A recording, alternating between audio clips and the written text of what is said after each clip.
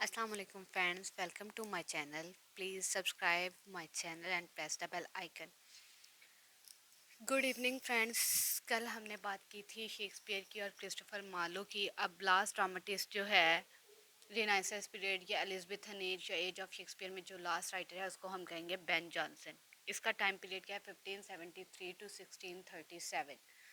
तो Ben Jonson की अगर हम बात करें तो वो कहता है कि Ben Jonson was a contemporary of Shakespeare, मतलब वो शेक्सपियर का हरीफ था, मतलब उसके मुकाबले पे लिखता था।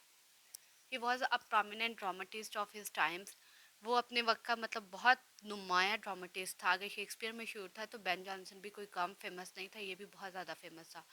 He was just the opposite of Shakespeare, लेकिन क्या है कि वो शेक्सपियर के बिल्कुल उल्ट था। उल्ट किस सेंस पे, वो इस तरह से कि शेक्सपियर जो है वो ट्रेजिडीज लिख रहा था, ये कॉमेडीज लिख रहा था।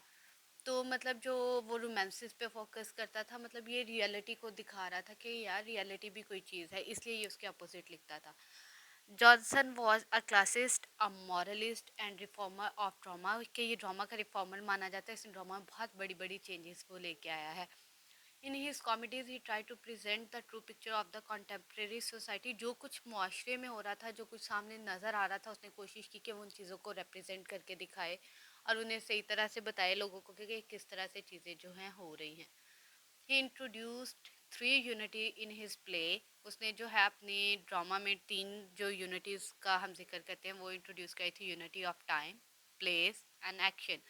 कि देखो भाई, अगर एक टाइम में एक जगह पे एक्शन हो रहा है तो वो मतलब स्टेप बाय स्टेप आगे फॉरवर्ड होना चाहिए। ऐसा नहीं है कि आज जो है पहले अचानक से सुबह का मंजर था, फिर अचानक दोपहर का हो गया, फिर अचानक शाम का। नहीं, अगर सुबह का जिक्र है तो फिर सुबह के वक्त जो वाक़यात जिस जगह पे रूनुमा हुए थे उन चीज़ों को उसने रिप्रेजेंट किया था।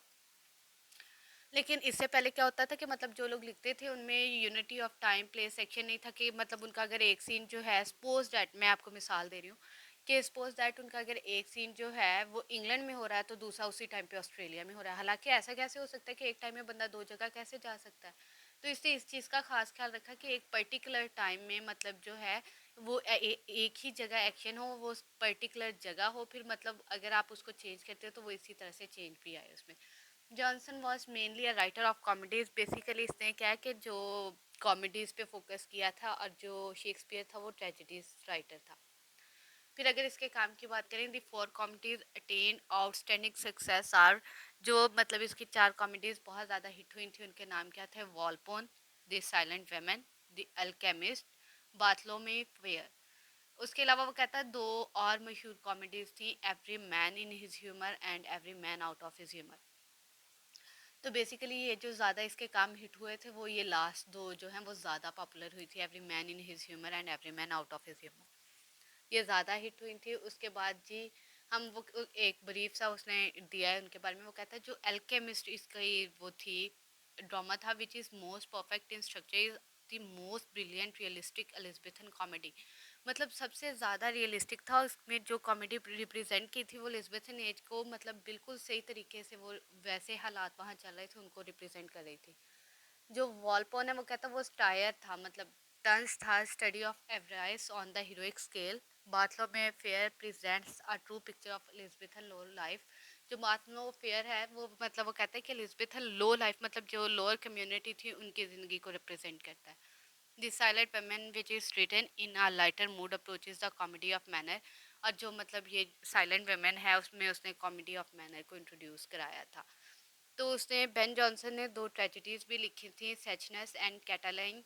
लेकिन क्या हुआ, अनलकीली जो है उसकी ये दोनों जो है ट्रेजेडीज ये हिट नहीं हुई थी, फ्लॉप हो गई थी। हालांकि उसने क्लासिकल मॉडल पे लिखी थी लेकिन लोगों को पसंद नहीं आई थी। तो आज के लिए इतना काफ़ी है। ये हमारा जो एलिजाबेथन ड्रामा है उसका पोर्शन कंप्लीट हो गया। इंशाल्लाह नेक्स्ट लेक्चर में हम जो है एलिजाबेथन पोइट्री की बात करेंगे। तो कल के लेक्चर में हम एलिजाबेथन पोइट्री को जो है डिस्कस करेंगे। आज के लिए इतना ही। Kindly like, share and subscribe my channel. और आपको मेरी वीडियो कैसी लगी कमेंट में ज़रूर बताइएगा। थैंक यू एंड अल्लाह हाफ़िज़।